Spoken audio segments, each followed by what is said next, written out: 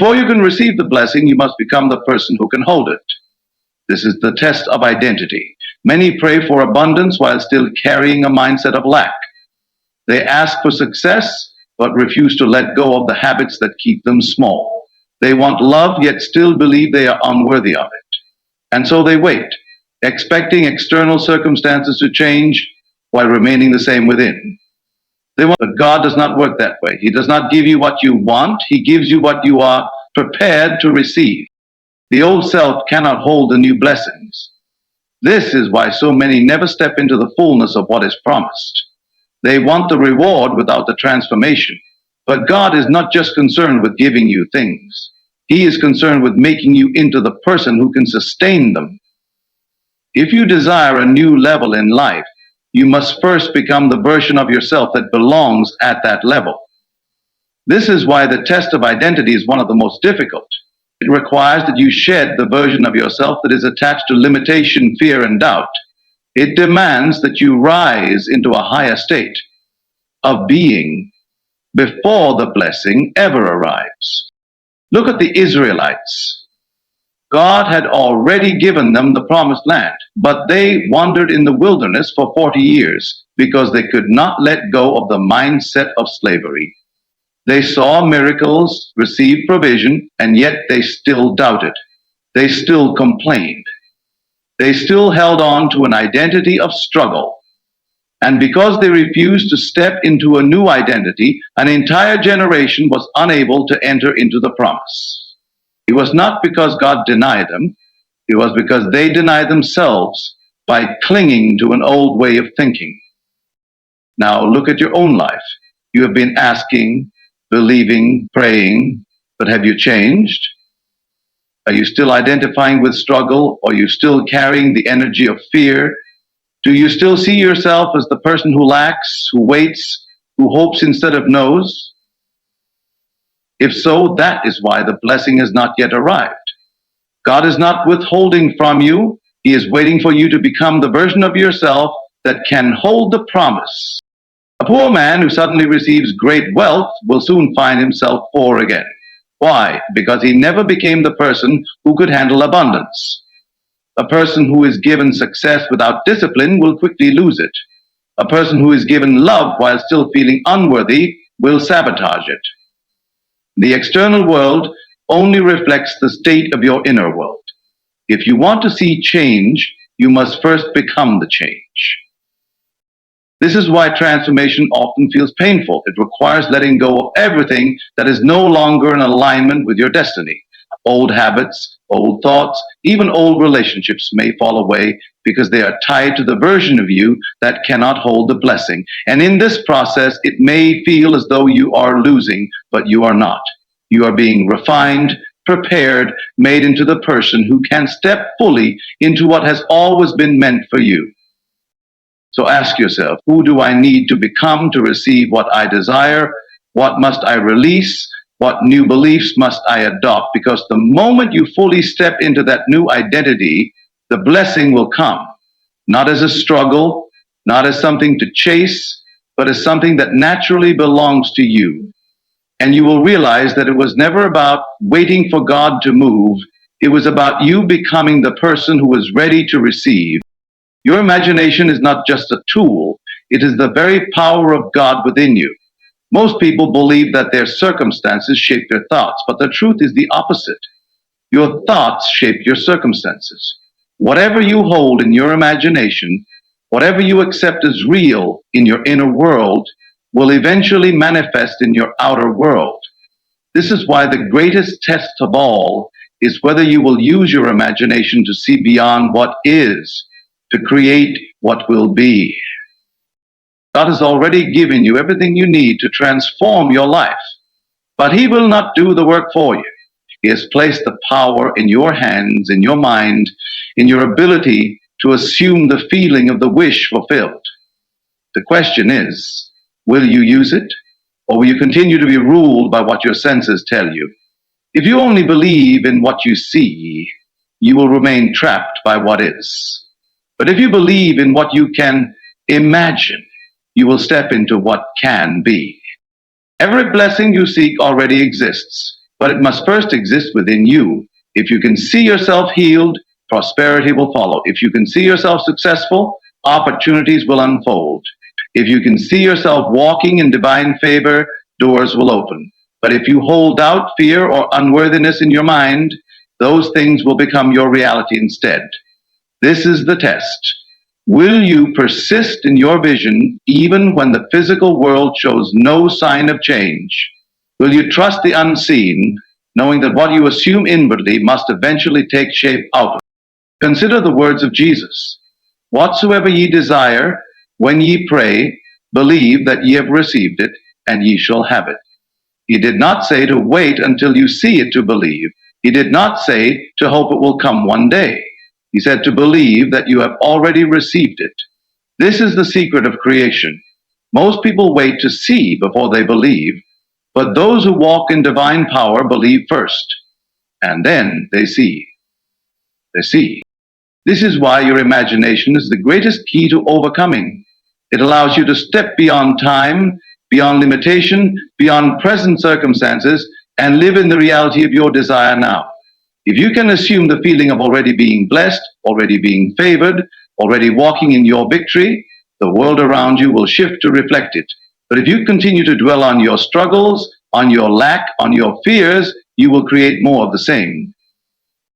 Look at your own life. What are you imagining daily? Are you dwelling on past failures, on disappointments, on fears of what might go wrong? Or are you filling your mind with visions of success, of healing, of divine favor? What you focus on expands. If you constantly rehearse struggle in your mind, you will experience more struggle. But if you discipline yourself to assume the feeling of already having the blessing, your reality will transform. This is why God allows challenges, not to punish you, but to train you to use your divine power. Every test you face is an opportunity to prove to yourself that you are greater than circumstances, that you can hold on to the vision no matter what. Those who master this truth will walk in unstoppable faith.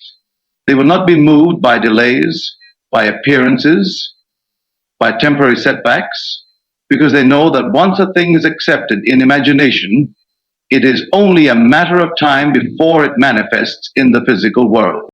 So I ask you, what are you creating right now? Are you using your imagination to reinforce what you do not want? Or are you boldly stepping into the reality you desire? The choice is yours. God has given you the ability to shape your destiny, but He will not force you to use it. The moment you take hold of this truth, the moment you assume your victory within, the test is over and the blessing is inevitable. Gratitude is not just a polite response to blessings. It is a state of consciousness that unlocks the very blessings you seek. Most people wait until they receive what they want before they express gratitude. But that is not true gratitude. That is mere reaction. Real gratitude is not tied to what your eyes can see. It is rooted in what your spirit knows to be true. It is the ability to give thanks before the evidence appears, to rejoice before the breakthrough comes, to celebrate the blessing while it is still unseen. This is the test. Can you be grateful before the manifestation? Can you praise God in the waiting? When Jesus stood before the tomb of Lazarus, he did not beg, plead, or wonder whether God would move. He simply lifted his eyes and said, "Father, I thank you that you have heard me." And only after giving thanks did he command Lazarus to come forth. Notice that the gratitude came before the miracle, not after. Why? Because Jesus understood that gratitude is not just a feeling, it is an act of faith.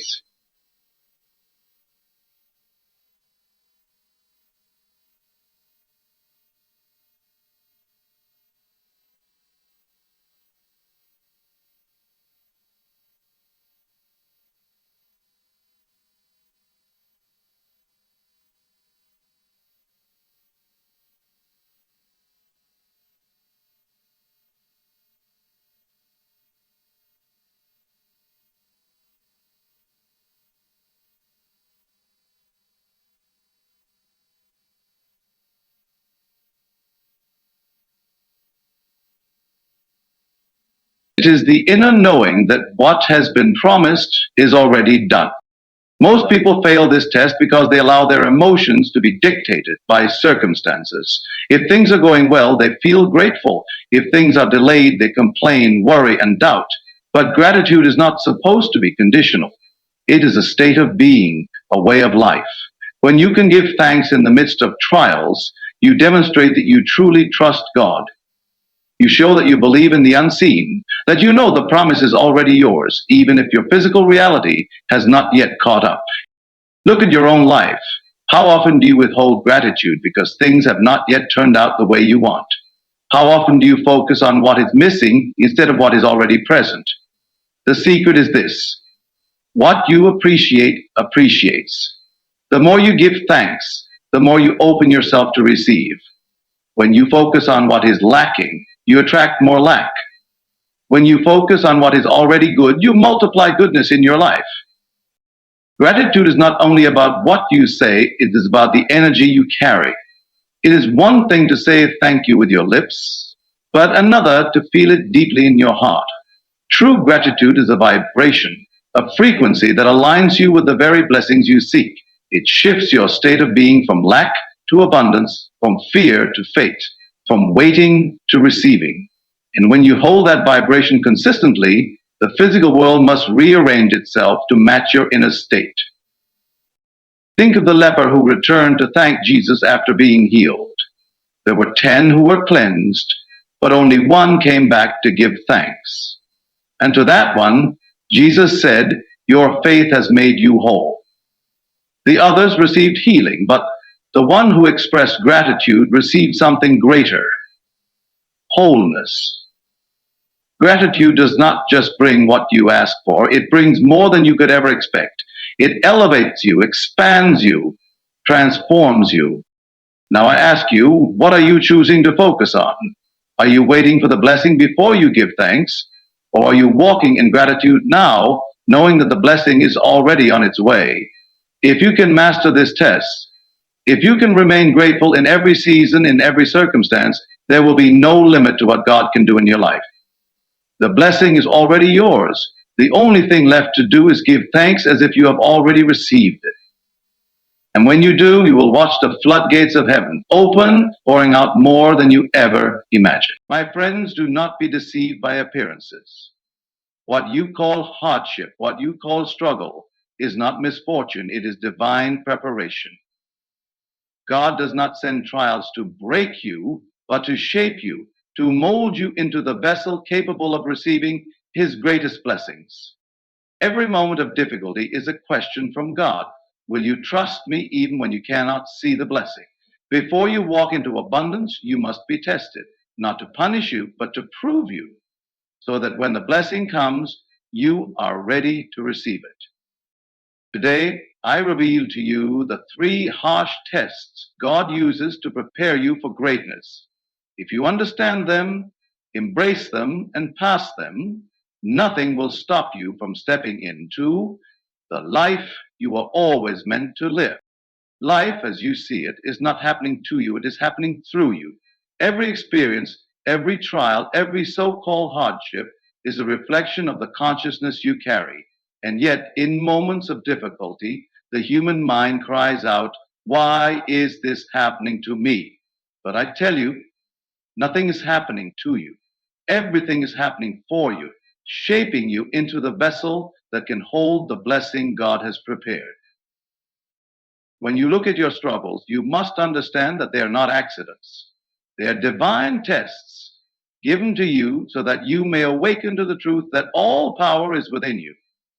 You ask for greatness, but you resist the process that makes you great. You ask for blessings, but you run from the very experiences that mold you into the person who can receive them. God does not simply hand out abundance without preparation, for to give a man something he is not yet capable of handling is to curse him, not bless him. Consider the life of Joseph. His brothers betrayed him, throwing him into a pit. Sold into slavery, falsely accused, and thrown into prison, he could have believed that God had abandoned him. But Joseph understood something few men grasp. His trials were not his downfall. They were his preparation. The pit was not his prison. It was his pathway to the palace. Had he not endured those years of testing, he would never have been ready to hold the position of power that awaited him. God knew that if Joseph were to rule, he had to first be tested, for power without wisdom destroys a man. Now, look at your own life. You say you want prosperity, but are you prepared for prosperity? You say you want love, but are you the person who can sustain love? You desire success, but do you have the strength to carry the weight of responsibility that success demands? Every obstacle in your life is asking you one thing: are you ready? And if the blessing has not come, it is because God is still preparing you. You see, your reality is not something separate from you. It is a mirror reflecting your state of being. The hardships you face are not cruel afflictions from an external force, but the outpicturing of your consciousness. If you perceive lack, it is because you have not yet assumed the state of abundance. If you experience delay, it is because you have not yet become the person who can walk in divine timing. The tests in your life exist to strip away the false self, to remove doubt, fear, and limitation, so that you may emerge as the being God intended you to be. There are those who give up too soon, who see resistance and decide that God has abandoned them. But I tell you, resistance is proof that you are on the verge of transformation. The enemy does not attack what is not a threat. The struggle you face is a sign that something powerful is being birthed within you. But will you endure? Will you see beyond the illusion of hardship and recognize that this is the hand of God, molding you into his divine image? God is not punishing you. He is refining you. He is teaching you that you are not a victim of circumstances, but the creator of them.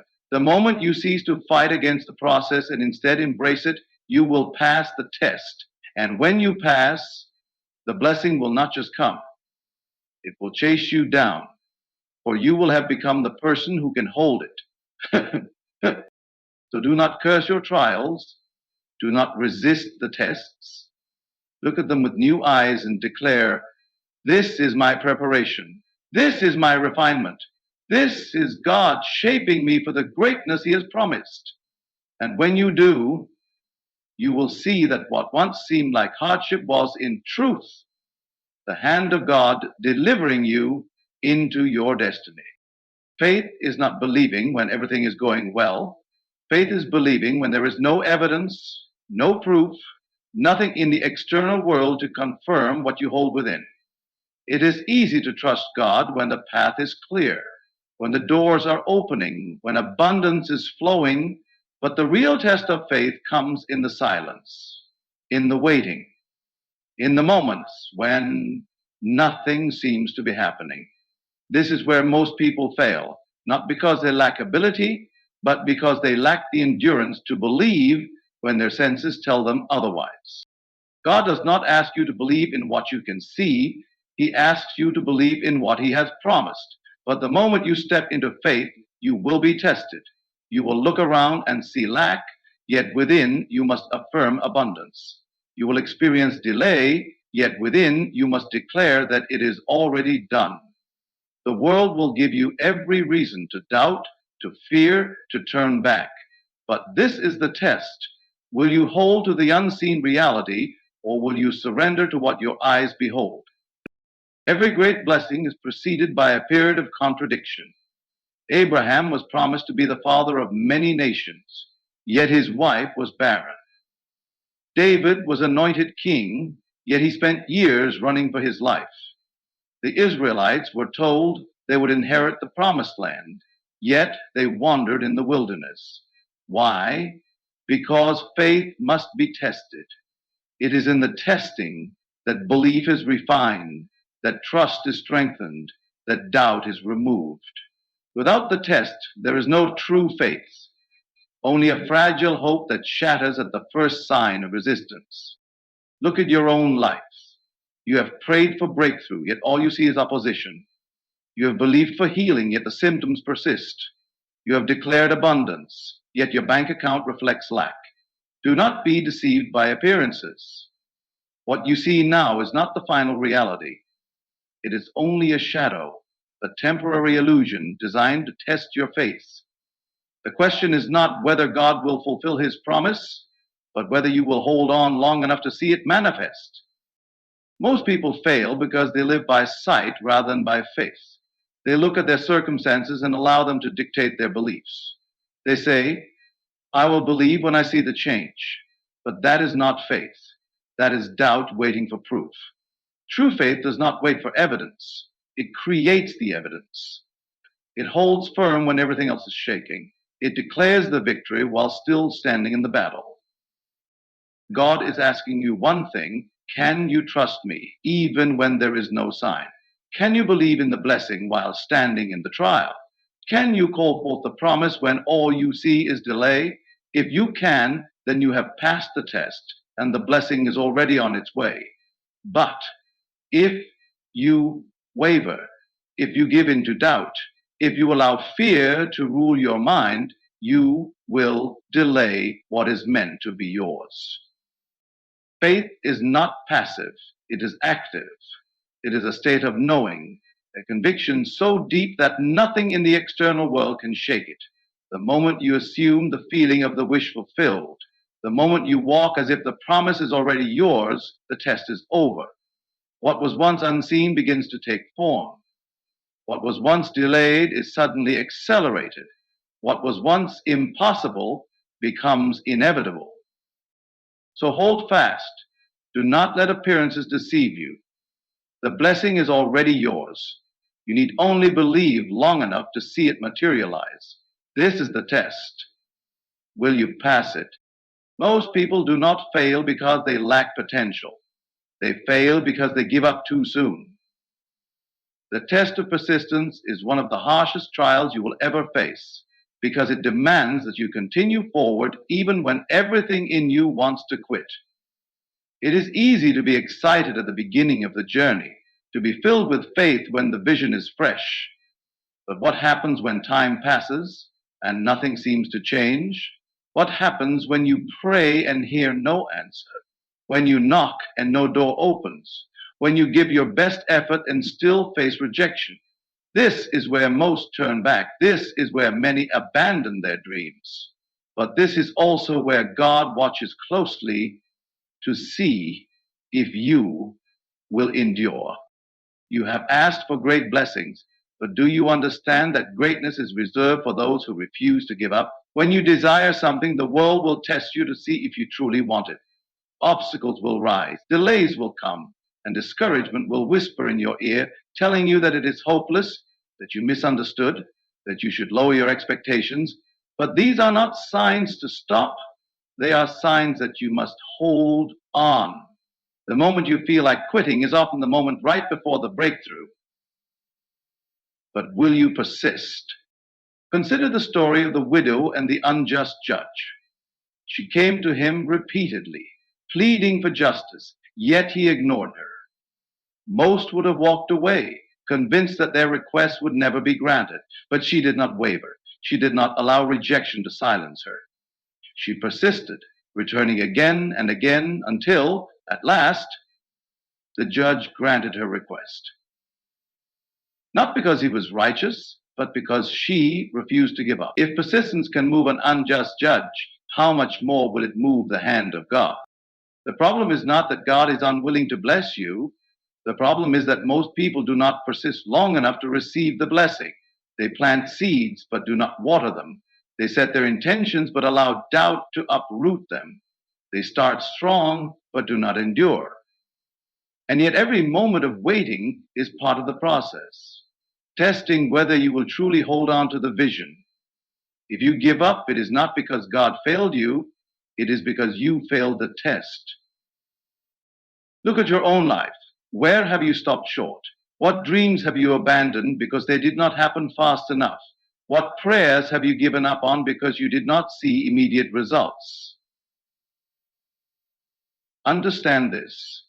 Delay is not denial. Just because something has not happened yet does not mean it is not coming. It only means that God is watching to see if you will hold the vision long enough for it to manifest.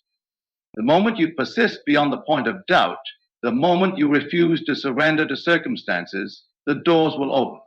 Most people wait for a sign before they believe, but persistence is believing without a sign. It is standing firm when everything says to walk away. It is waking up every day and moving toward the vision, even when nothing in the physical world confirms that it is working. Because the truth is, it is working. It has always been working. Every act of faith, every refusal to give in to doubt, every step forward brings you closer to the fulfillment of what you see. The only question is, will you persist long enough to see it come to pass? So I tell you, hold on. Refuse to quit. Do not let rejection discourage you. Do not let delay make you doubt. Do not let obstacles make you turn back. The promise is already yours. The only thing left to do is endure until you receive it. And when you do, you will look back and realize that the struggle was not a sign to stop, but a sign that you were on the right path all along.